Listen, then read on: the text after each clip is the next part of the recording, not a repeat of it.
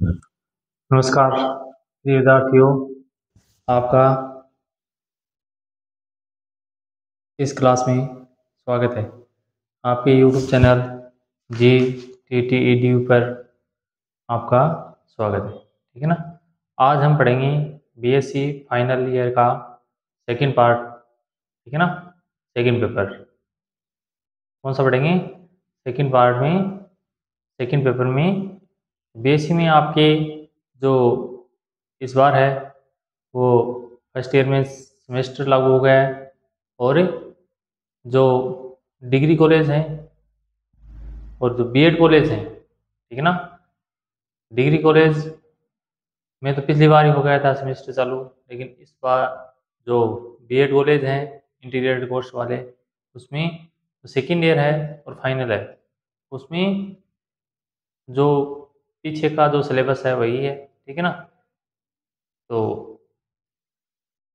Final में जो आपका सेकेंड पेपर का फर्स्ट चैप्टर है वो स्टार्ट करेंगे, और चैप्टर का नाम है पुष्प पादपों की मूलभूत शारीरिक संरचना। पुष्पीय पादपों की मूलभूत संरचना।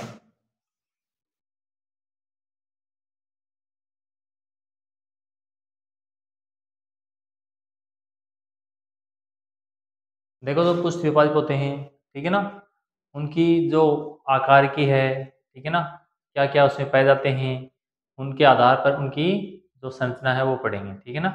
तो सबसे पहले हमें पता होना चाहिए कि जो आवर्तबीजी हैं, अनावर्तबीजी हैं, ठीक है ना, एक बीजपत्री हैं, द्विबीजपत्री हैं, ठीक है ना, उसमें मूल के आधार पर हम एक बीजपत्री को और द्विबीजपत्री को कैसे डिफाइन कर सकते हैं, उसके बारे में हमें थोड़ा सा नॉलेज होना चाहिए। ठीक है ना।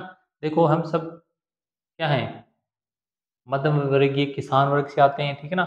तो हमें लगभग चीज़ों का पता है। ठीक है ना। यानी किस पौधे की जड़ कैसी होती है, ठीक है ना, और एक बीजपत्री पादप क्या होते हैं, द्विबीजपत्री पादप क्या होते हैं, ठीक है ना, आवर्तबीजी क्या होते हैं, अनावर्तबीजी क्या होते हैं, ठीक है ना, मूल के आधार पर उनकी पत्तियां कैसी होती हैं, उनके आधार पर हम कैसे पहचान करेंगे कि ये जो पादप है वो एक बीजपत्री है या द्विबीजपत्री है, ठीक है ना, मोनोकोट है या डाइकोट है, ठीक है ना, आवर्तबीजी है या अनावर्तबीजी है। तो सबसे पहले कुछ मुख्य हम बातें जान लेते हैं, ठीक है ना, ताकि हम पहचान सकें कि हम इनको एक बीजपत्री क्यों कहते हैं, द्विबीजपत्री क्यों कहते हैं, इनको आवर्तबीजी क्यों कहते हैं, अनावर्तबीजी क्यों कहते हैं, कौन से इसमें ऐसे लक्षण पाए जाते हैं जो ये इनको आवर्तबीजी व अनावर्तबीजी में अलग अलग करते हैं। ठीक है ना। देखो, जैसे आपने देखा है, ठीक है ना, हम किसान से हैं तो हम जानते हैं कुछ पौधों के बारे में। तो हमने देखा है कि जो मोनोकोट है, यानी एक बीज पत्री, ठीक है ना, उनमें कुछ लक्षण पाए जाते हैं। जैसे जो पत्तियां होती हैं, ठीक है ना, वो घास के समान होती हैं। पत्तियां कैसी होती हैं? घास के समान। जैसे हम कुछ ही पहले समझते हैं, उसके बाद में जो नोट्स बनाएंगे वो बनाएंगे। ठीक है ना। पहले समझते हैं कि एक बीजपत्री पादप, या हम पहले आवर्तबीजी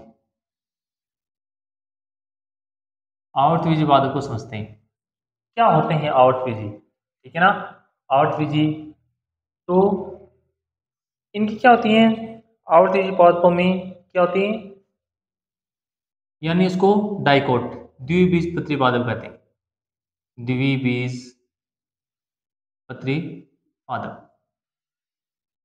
अब देखो, ये क्या होते हैं? द्विबीजपत्री पादप, यानी जिसे हमने, कोई भी पौधा होता है, ठीक है ना, तो आपने कुछ ही उसके जो लक्षण देख के ही पहचान जाओगे कि ये आवर्तबीजी है, ठीक है ना, द्विबीजपत्री पादप है, ठीक है ना। जैसे इसमें कुछ लक्षण पाए जाते हैं, जैसे आपने देखा होगा कि जो पत्तियां होती हैं वो चौड़ी होती हैं, पत्तियां होती हैं, पत्तियां चौड़ी होती है, ठीक है ना, पत्तियां चौड़ी होती हैं।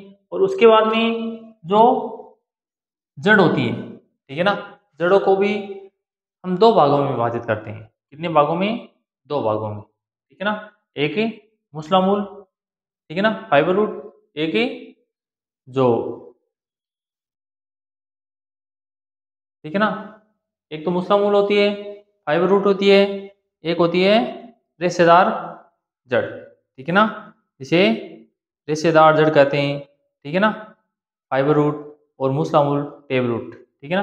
अच्छा, मूसला मूल क्या होती है? जिसमें एक के जैसे हम पहचान जाएंगे द्विबीजपत्री में, जैसे इसमें मूसला मूल पाई जाती है।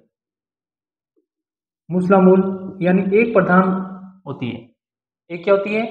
जैसे अब आपने देखा होगा, ठीक है ना, जितने भी पौधे होते हैं, जितने भी पौधे होते हैं, ठीक है ना, जितने भी पौधे होते हैं, तो जो पुष्पीय पौधे होते हैं उसमें जैसे हमने ग्वार देखा है, ठीक है ना, सरसों देखी है, ठीक है, जैसे मूंग देखा है, ठीक है ना। तो वो क्या है, हम उनको देखते पहचान जाएंगे, ठीक है ना। उनकी जड़ों को उखाड़ेंगे तो जड़ ऐसे पाई जाती है, उसमें एक प्रधान जड़ होती है, ठीक है ना, उसके बाद में शाखित जड़ यानी पार्श्व जड़ निकलती है इस प्रधान जड़ से, ठीक है ना। एक ये ऐसी जड़ चलती है, ठीक है ना। तो ये कौन सी जड़ है? मूसला मूल। ये कौन सी जड़ है? मूसला मूल। यानी इसमें एक प्रधान जड़ होती है, ठीक है ना। और पत्तियां कैसी होती हैं? जैसे ये पौधा है, ठीक है ना, तो ये पत्तियां चौड़ी होती है। पत्तियां कैसी होती हैं? चौड़ी, ठीक है ना। और जालिकावट शिराविन्यास, जालिका वर्त शिराविन्यास पाया जाता है। जालिकावट शिराविन्यास पाया जाता है, ठीक है ना। तो इसमें हम देखते हैं कि जो पौधे होते हैं, ठीक है ना, डाइकोट के, आउटबीजी के, तो आप सीधे पहचान जाओगे, ठीक है ना, कि कौन से पौधे, जो पौधे होते हैं जो आउटबीजी होते हैं, ठीक है ना। डाइकोट यानी द्विबीजपत्री, यानी उनके पौधे के जो बीज होते हैं उनके ऊपर एक आवरण होता है। जैसे हमने चने के, चना होता है चना, ठीक है ना, चना है, ठीक है ना, मूंग है, ठीक है ना, दलहनी पादप होते हैं ना, उसमें क्या होता है, उसमें ऊपर एक कवर पाया जाता है, ठीक है ना। सरसों भी क्या है? द्विबीजपत्री पादप है, ठीक है ना। सरसों में भी ऊपर क्या होता है? कवर पाया जाता है, ठीक है ना। तो ये सभी क्या है? ये द्विबीजपत्री, मतलब इनके बाहर, बीज के बाहर एक कवर होता है, उसको हटाते ही बीज तो पत्रों में विभाजित होता है। दो पत्र मतलब दो जगह डिवाइड हो जाता है, ठीक है ना। जैसे गेहूं होता है उसका नहीं होता है, ठीक है ना, बाजरा होता है उसका नहीं होता है, ठीक है ना। तो इसमें क्या होता है? ये होते हैं इसके। अब देखो, बीज के दो हम जैसे बीज बोते हैं तो उसका अंकुरण होता है, तो उसमें दो भाग निकलते हैं, ठीक है ना। एक भाग क्या होता है? मूल तंत्र, मूलांकुर, एक होता है प्रांकुर। देखो, मूलांकुर से मूल विकसित होती है और प्रांकुर से प्रवाह भाग। अब प्रवाह भाग क्या होता है? यानी पादप का वायु भाग।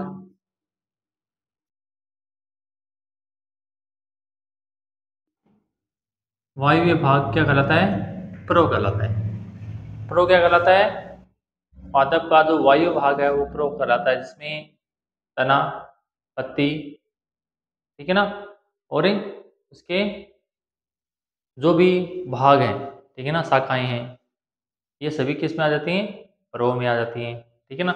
उसके बाद ये जड़ है, ठीक है ना। तो इस प्रकार हम पहचान जाएंगे कि जो आवर्त बीजी, ठीक है ना, और डाइकोट यानी द्विबीजपत्री पादप कौन कौन से होते हैं। मुख्य लक्षण पाए जाते हैं इसमें, जैसे इसमें मूसलामूल पाई जाती है, ठीक है, जालिकावत शिराविन्यास पाया जाता है, पत्तियां चौड़ी होती हैं, ठीक है।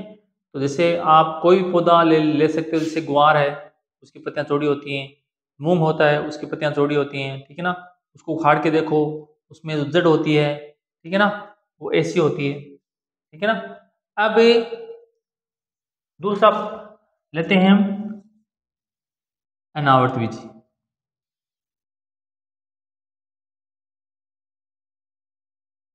अनावर्त बीज, ठीक है ना। अब अनावर्त बीज यानी जिसके बीज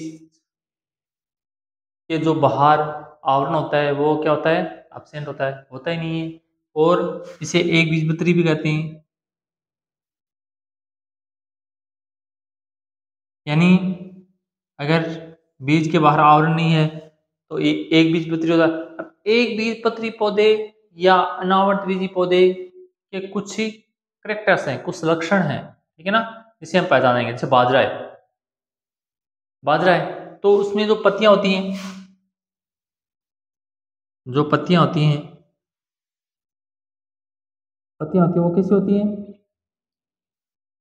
अरे पत्तियां कैसे होती हैं? घास के समान,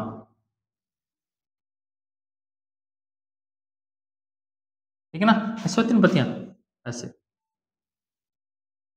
जैसे बाजरे का पौधा है, ठीक है ना, तो पत्तियां ऐसी होती हैं, ठीक है ना, ऐसे होती हैं पत्तियां, ऐसे पत्तियां पाई जाती हैं, ठीक है। और उसमें जो पत्तियों में जो शिरा विन्यास है,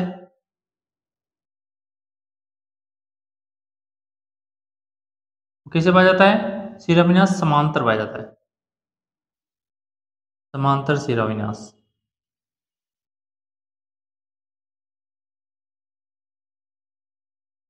समांतर शिरा विन्यास पाया जाता है, जैसे इसमें ऐसे शिरा विन्यास पाया जाएगा, ऐसे ऐसे ऐसे, यानी एक दूसरे की शिराएं क्या होंगी?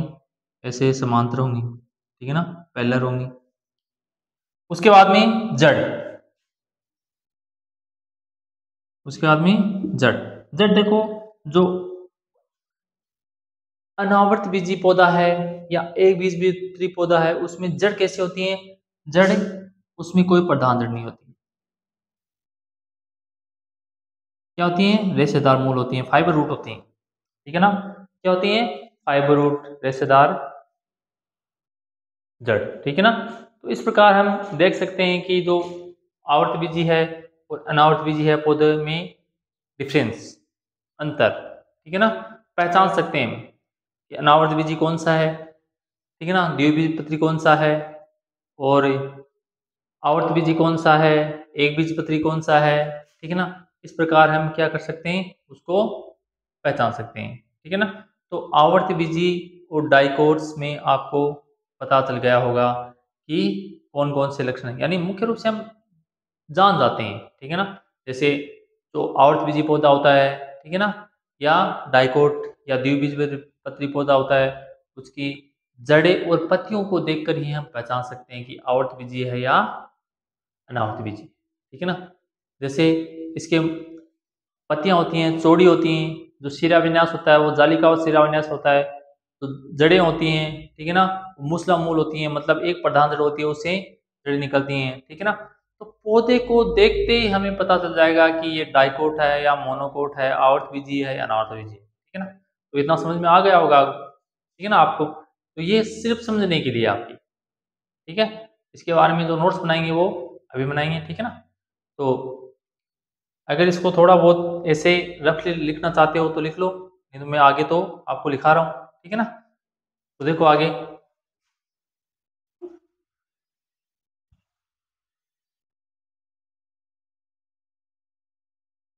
आगे देखो, पादप पुष्प पादपों की मूलभूत संरचना में देखते हैं, ठीक है ना। तो इसमें देखो,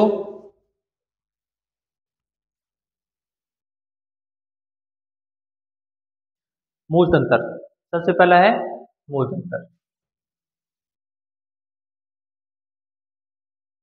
मूल तंत्र। तो आप, मैंने आवर्त बीजी अनावर्त बीजी के बारे में पहले आपको बता दिया है, ठीक है ना। आवर्त बीजी अनावर्त बीजी, दो डाइकोट मोनोकोट, ठीक है ना, उसमें हम कैसे पहचानेंगे, ठीक है ना। वो आपको लिखाने की आवश्यकता नहीं होगी, आपको रफली दिया गया है वो, ठीक है ना, उसमें आप बार बार देखना और समझ जाओगे आप। उसके बाद में मूल, ठीक है ना। तो मूल तंत्र क्या आता है? यह है पादप का भूमिगत भाग है, यह है पादप का भूमिगत भाग है,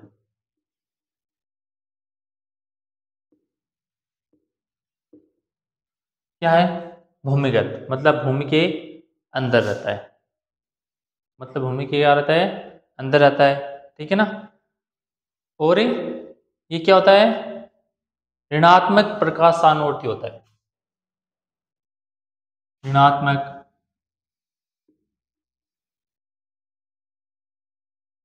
प्रकाशानुवर्ती होता है।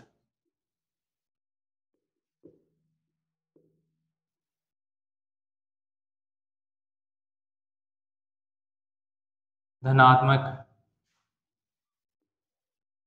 गुरुत्वानुवर्ती होता है।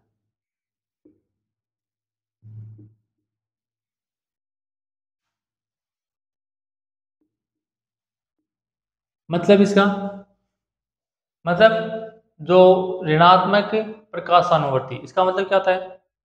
जो मूल होती है, ठीक है ना, जो मूल होती है वो ऋणात्मक प्रकाशानुवर्ती होती है, ठीक है ना।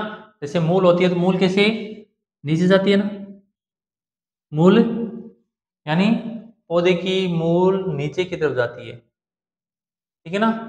और प्रकाश कहाँ से आ रहा है? ऊपर से आ रहा है, ठीक है ना। तो इसकी विपरीत साइड में जा रही है ना, तो विपरीत साइड में जा रही है मतलब ये क्या हो गई?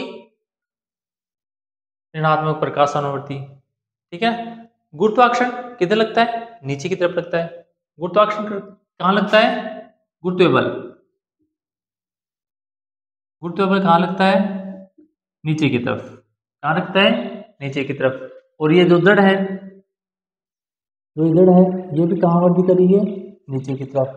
मतलब दोनों प्लस में, मतलब दोनों क्या है? प्लस में, ठीक है ना। और तब ये क्या हो गई? धनात्मक गुरुत्वानुवर्ती हो गई। और प्रकाश कहाँ से आ रहा है? ऊपर से। प्रकाश कहाँ से आ रहा है? ऊपर से आ रहा है, और ये नीचे की तरफ वृद्धि कर रही है। तो क्या हो गई? ऋणात्मक प्रकाशानुवर्ती हो गई और धनात्मक गुरुत्वानुवर्ती हो गई, ठीक है ना। तो ये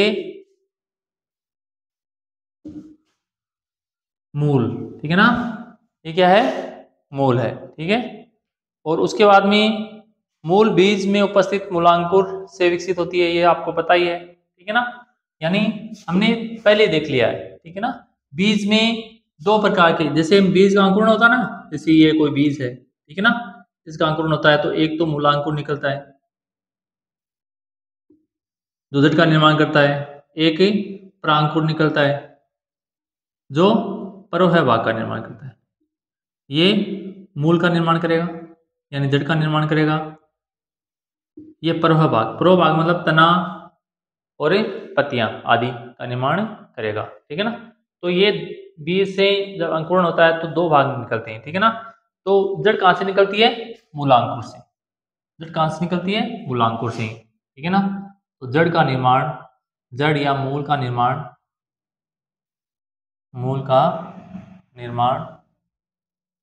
मूलांकुर से होता है।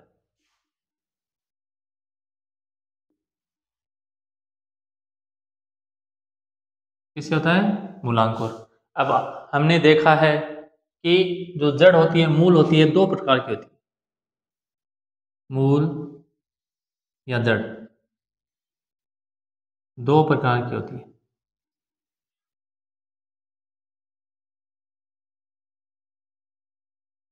कितने प्रकार की होती है?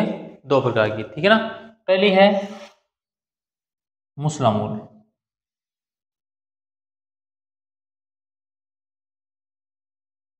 मूसला मूल, ठीक है ना। जिसे इंग्लिश में कहते हैं टेप रूट,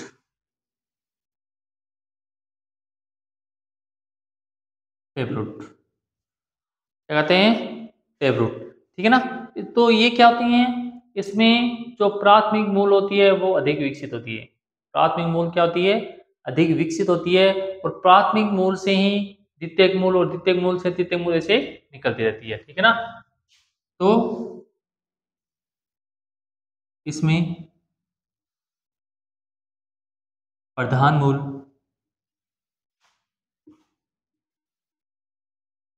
प्राथमिक मूल होती है।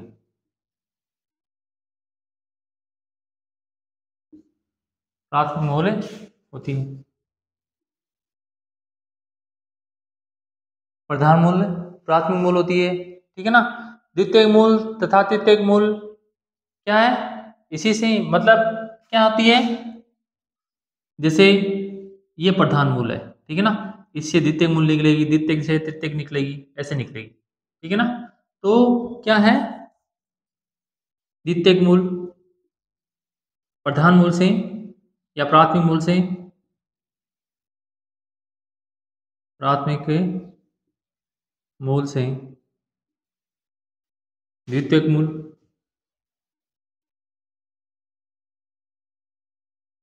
तथा द्वितीयक मूल से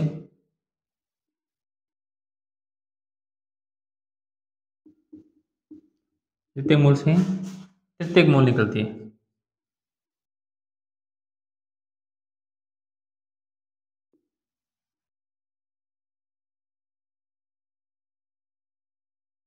ठीक है ना। और ये किस किस पादप में पाई जाती है, मैं ये पहले बता चुका हूं। ठीक है ना। तो किस पादप में पाई जाती है, यानी जो द्विबीजपत्री पादप है ना उसमें पाई जाती है। मूलतः मूलतः ये जड़ या ये मूल द्विबीजपत्री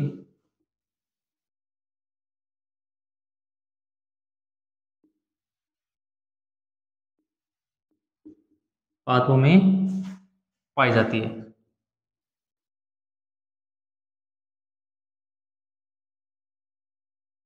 उसके बाद में सेकंड है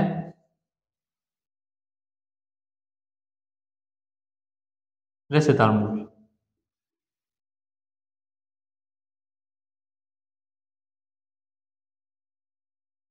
मूलिया रेशेदार मूल या फाइबर रूट। ठीक है ना।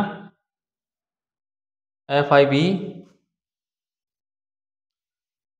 ठीक है ना। Fibre root FIBROUS।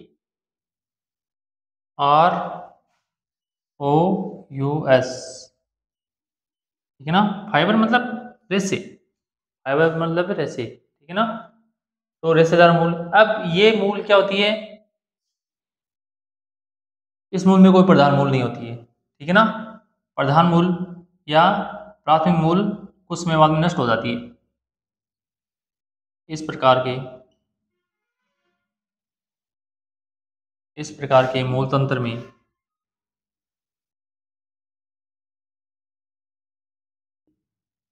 प्राथमिक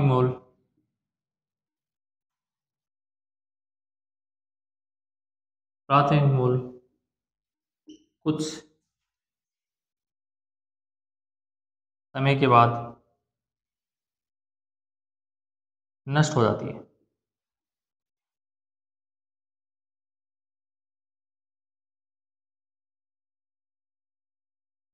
प्राथमिक मूल नहीं पाई जाती है। ठीक है ना। और तना होता है ना, तना, तने के आधार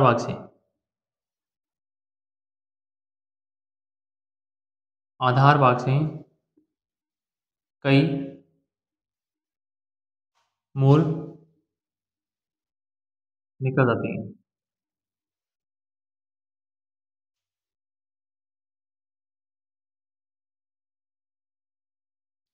हैं। ठीक है ना। और इस प्रकार की मूल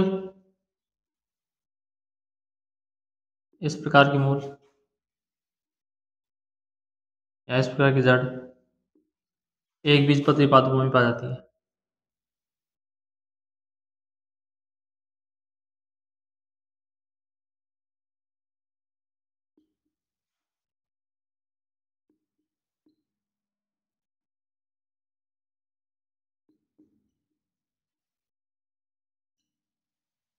ठीक है ना। एक बीजपत्री पादपों में पाई जाती है। जैसे आपने देखा होगा बाजरा होता है, गेहूं होता है। ठीक है ना। उसमें क्या होता है, जैसे ये बाजरे का पौधा है। ठीक है ना। ये क्या है, बाजरा का पौधा। ठीक है ना। तो इसमें कोई प्रधान मूल नहीं होती है। ठीक है ना। इस तने के आधार भाग से ही बहुत सी मूलें निकलती रहती हैं। तो घास है। ठीक है ना। तो ये हो गई आपका मूल तंत्र। ठीक है ना। ये क्या हो गया आपका मूल तंत्र। ठीक है ना। अब इसका स्क्रीनशॉट लो, और जो आगे है, ठीक है ना, परोह भाग, वो हम अगली कक्षाओं में पढ़ेंगे। ठीक है ना। तो ठीक है। और जितने भी आपके जो भाई बहन हैं, जो या किसी भी को, चाहे डिग्री कॉलेज में हो चाहे इंटीग्रेटेड कोर्स में हो, ठीक है ना, उनको ये क्लास क्या करनी है, आगे से आगे शेयर करनी है ताकि उनका भी क्या हो जाए, फ़ायदा हो जाए। ठीक है ना? तो